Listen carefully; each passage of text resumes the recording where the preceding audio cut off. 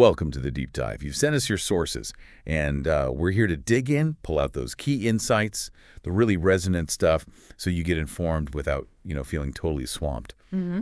Today, we're tackling something pretty significant.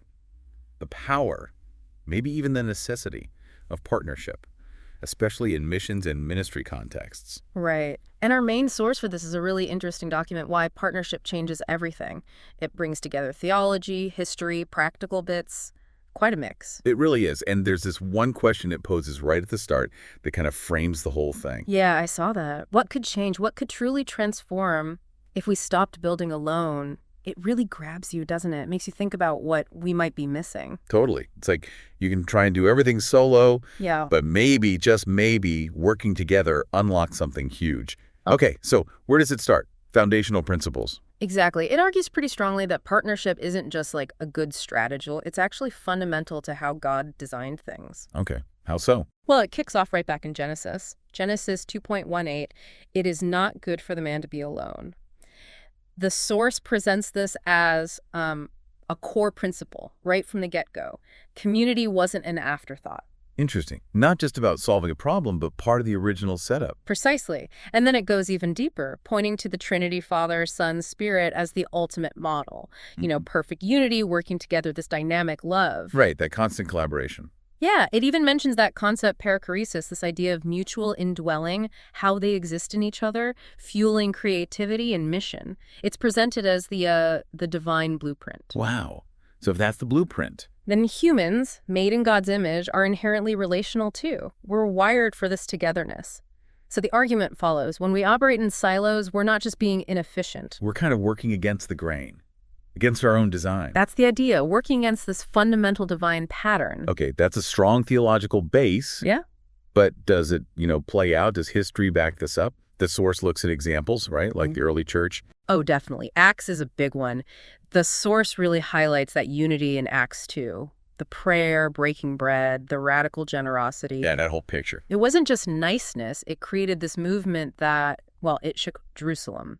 There's a direct line drawn between their togetherness and their impact. And didn't it mention Barnabas? Yeah. Selling his land? Mm-hmm. Acts 4. It's such a concrete example. One person's sacrificial act, born from that community spirit, creates this ripple effect. Provision, care. It cascades.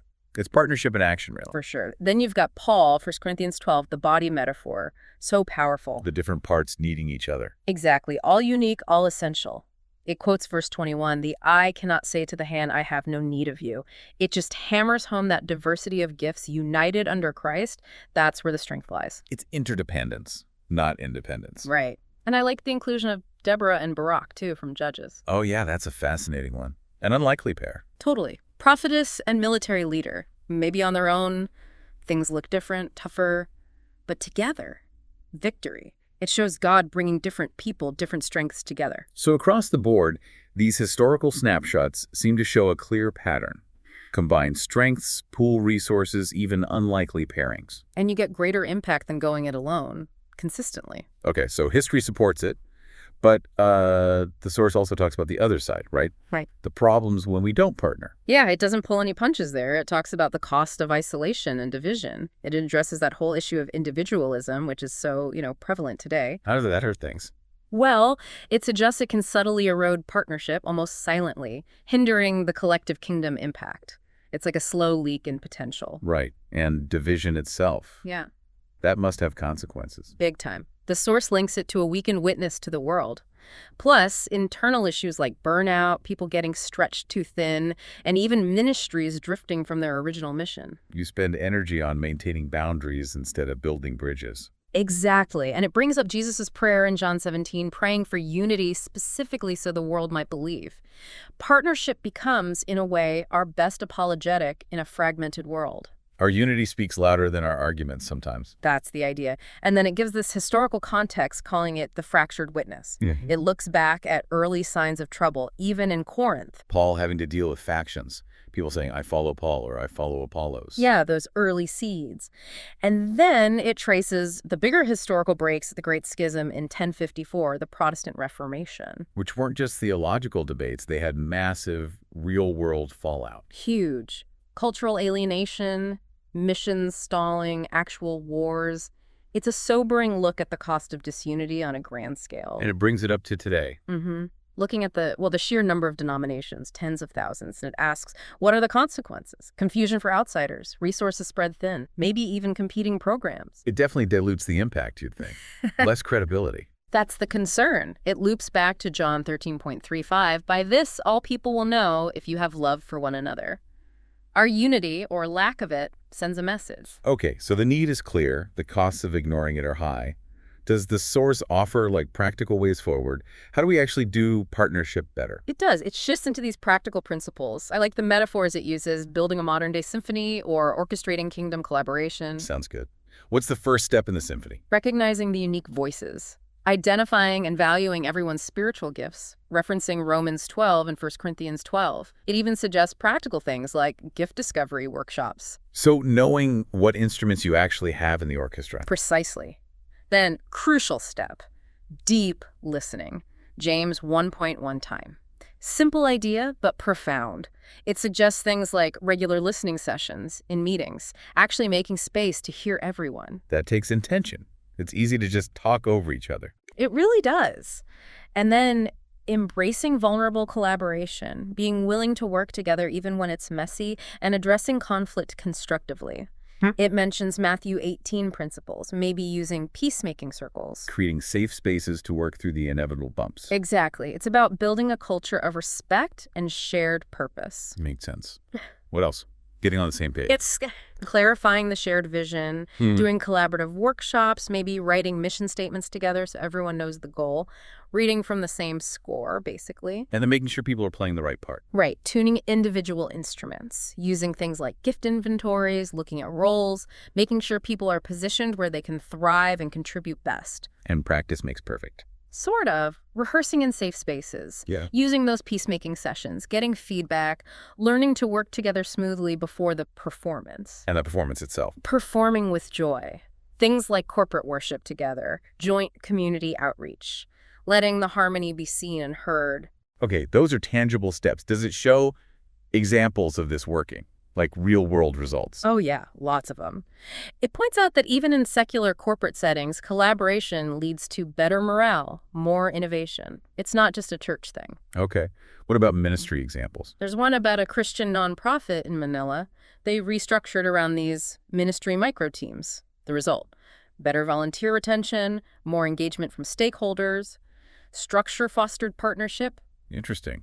Smaller teams, more connection. Seems like it. It also mentions cross-cultural missions thriving when they intentionally build diverse teams, teachers, translators, logistics people, all working together. Different skills, common goal. Exactly. And a case study from East Africa, a bunch of churches pooling resources for a discipleship center led to real holistic change in the community. Wow. Instead of 5 small centers, one impactful one. That's the idea. It also mentions businesses founded on servant leadership and collaboration, seeing higher innovation and happier employees. So the principles translate. They seem to. And more. Cross-denominational groups in Southeast Asia are planting hundreds of churches by sharing resources. That's significant impact. Definitely. And another Southeast Asia example. A church network partnering with Western NGOs for disaster relief. That synergy of local knowledge, global resources, shared faith. Incredible results in a crisis. Yeah, you need both sides, local insight and outside help. Absolutely. Then there's urban renewal in Manila, driven by a coalition of churches, a global missions alliance of 6 agencies working together on an unreached people group, disaster response networks. Okay, the evidence seems pretty compelling. Synergy works. Right. So given all that, the source circles back to that challenge, overcoming individualism. It talks about this individualism epidemic. And how it plays out in the church. Yeah, the negative effects. Siloed ministries, competing for money or volunteers, lone ranger leaders trying to do it all, even church becoming like a consumer activity. Picking and choosing bits, rather than committing to the whole body. Kind of, yeah. It paints a picture of fragmentation that probably feels familiar to many. And the alternative. It contrasts it sharply with the Bible's emphasis on interdependence. Back to 1 Corinthians 12, Acts 2. That vision of being connected, sharing resources, sharing life. So how do we get back there? What are the pathways? It suggests a few things. First, recentering on the shared mission, getting back to the why, then intentionally building collaborative structures. Not just hoping it happens, but designing for it. Right. Empowering others through delegation, not holding on to control, and really cultivating a culture of commitment, not just casual involvement. And practical steps. Things like actually starting resource pooling initiatives, maybe shared digital platforms to make connection easier, running workshops focused on unity and diversity. Okay, being proactive about it. Exactly. Yeah. Which leads into these really nice concepts it uses, the alchemy of togetherness and the symphony of the saints. Alchemy, like creating something more valuable than the individual parts. Precisely. Synergy, where the whole is genuinely greater than the sum of its parts. Partnership unlocks breakthroughs you just couldn't reach alone. Any big examples of that? It points to the Welsh revival, early 1900s. Huge spiritual movement, not down to one superstar leader, but fueled by collective prayer, interdenominational unity. A real synergistic explosion. Wow. History again. Modern examples. Things like the Lausanne movement, bringing global leaders together, or urban compassion coalitions in cities, different churches and groups tackling social issues together, multiplied impact through ongoing partnership. And the symphony idea. It revisits that image. The church as this symphony of the saints, all the diverse gifts, different roles, working together in harmony. Conducted by. The Holy Spirit, the ultimate conductor, bringing unity and purpose out of diversity. It's a really inspiring picture. It is. Are there specific organizations held up as models? Yeah, it uses YWAM Youth with a mission as a kind of modern parable of partnership. How so? What makes them a good example? Well, their structure is interesting. It's quite decentralized, but highly collaborative. Lots of team-based outreach, intergenerational mentoring, tons of cross-cultural partnerships. So, collaboration without rigid hierarchy. Seems to be their strength. Shared values, shared vision, driving global cooperation. Okay. Any others? It also talks about the rise of local church planting networks, how they're seeing great results. Why do they work well? Higher survival rates for new churches, faster leadership development because they're learning together, more credibility in the community when churches are seen working together, not competing. Makes sense. Strength in numbers, shared learning. Exactly. It shares examples of cities really being impacted because churches decided to plant together strategically. So, cooperation over competition again. That's the recurring theme, which brings it to a really core point. This unity thing, it's not optional. Not just nice to have, but essential. Non-negotiable, the source argues. It's fundamental to the church's identity and its mission. How does it frame that? It goes back to unity reflecting God's own relational nature. Genesis 1, John 17 again, that prayer for unity as our witness. Our togetherness is the message, in a way. The ultimate apologetic. Right. And the body metaphor from 1 Corinthians 12 isn't just illustrative. It demands shared burdens, shared mission. It's how we're meant to function. We're actually designed to need each other. Yes. And finally, it ties it to the Great Commission. You can't fulfill a global mission without massive collaboration. Points back to the teams and networks and acts as the model. Okay, so it's foundational, essential. The final part then must be about cultivating this culture. More practical. Exactly. How to actually build this kingdom collaboration. It starts internally. Like mindset shifts. Yeah, things like repentance, maybe for attitudes of competition or pride, and intentionally celebrating the wins of other ministries, not just your own. Ooh, that's a challenge sometimes. It can be. Then building relational bridges, being intentional about connecting with others, maybe organizing specific unity-focused gatherings, proactive relationship building. Laying the groundwork. Then aligning around the mission. Actually pooling resources where it makes sense, clarifying roles so you're not duplicating effort, empowering shared leadership, moving away from top-down to more collaborative teams, mutual submission. Flattening the structure a bit. In a sense, yeah. Making space for more voices, shared responsibility, and establishing spiritual rhythms together. Like what? Praying together regularly, maybe even fasting together specifically for oneness, building that spiritual foundation for partnership. Okay. Any tools suggested? It mentions this interesting idea of a connection quotient, like a self-assessment tool. To measure how connected you are. Kind of, to prompt reflection, like Right. How open are we really to collaboration? What are the barriers we see? Do we understand what other ministries around us are doing? Are we willing to share resources or even just information? A reality check on our relational health. Exactly. And the final thought really ties it all up. Unity isn't just good internal practice. It's missional. It's prophetic. It declares God's greatness and shows Christ's leadership to a watching world. Wow. Okay, so wrapping this deep dive up, the big takeaway seems crystal clear. Yeah, partnership isn't just beneficial, it's fundamental. Baked into God's design, proven through history, powerful in practice today. Essential, really. Which brings us back to that first question. Right. What could truly transform if we stopped building alone? It really leaves you pondering that, doesn't it? Thinking about your own church, your ministry, your work. Yeah, it really prompts that deeper question, maybe.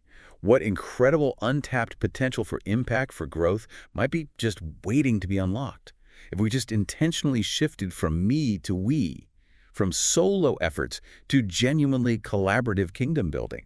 That's quite a thought to chew on. It really is. It's an ongoing journey, isn't it? Rediscovering God's strategy and then choosing day by day to actually walk in it, choosing partnership. Well, thanks for joining us on this deep dive. Hopefully it's given you some valuable things to think about, maybe even some practical steps for your own context. Go explore.